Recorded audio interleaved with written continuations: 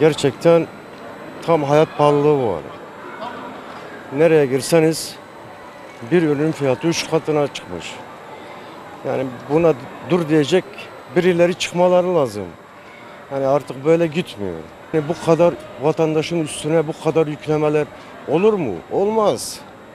Gerçekten yani vatandaş o kadar zor durumda, pandemi döneminden dolayı o kadar kayıpları var. Yani anlayacağınız gerçekten yani çok zor durumdalar insanlar. Üstelik de bu zamlar üst üste geldiği zaman gerçekten herkes çok rahatsız. Şimdi ben gerçekten klima da kullanmıyorum. Yani yazları. Yani 300'den aşağı gelmiyor şu anda. O da en düşük fatura.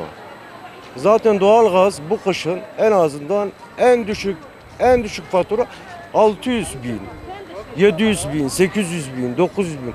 Yani en az gerisi 600 gelecek. Nasıl kısalım arkadaşım, yani nasıl kısalım? Çocukları yani soğukta mı bırakalım? Üşüsünler mi? Hastalansınlar mı? Tüketim mecburidir. Bunu yani yapmak zorundayız. Devlet büyükleri buna el atmaları lazım. Çünkü vatandaşlar artık yani çok aciz, çok sıkıntılı. Gerçekten çok sıkıntılı.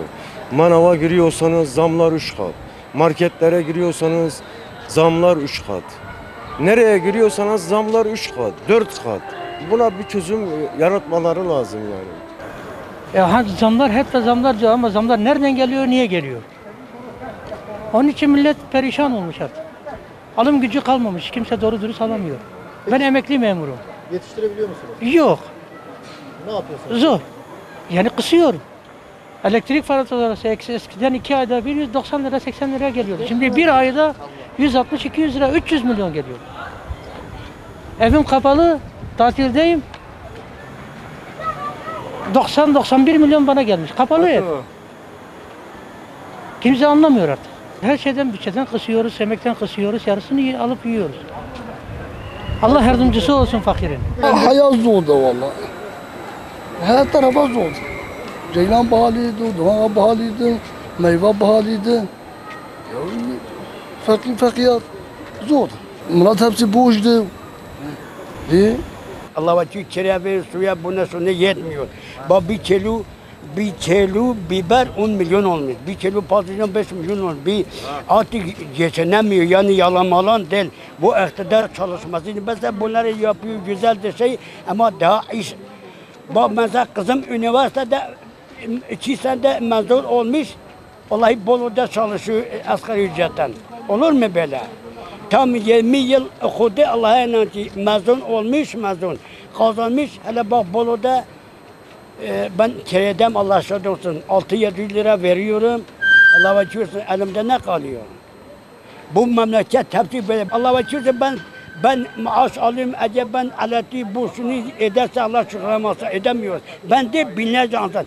Ama 19 yılda emekli olan benim gibi binlerce insan var geçinemiyor. 1,5 milyon. Peleyle insan geçiner mi? O yetkililer bol yaşıyor. Benim karnım tok olsa az olsa onun ne haberi var? Milletin gücü de yok artık. Pes etmiş durumda. Ben emekliyim bakın.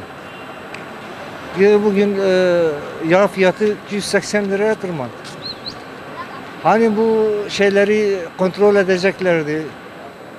Marketlere gidip fahiş fiyatlara son vereceklerdi. Ne oldu bunlar? Bunlar hepsi lafta kaldı. Elektrik faturası 60 lira geliyordu, 70 lira.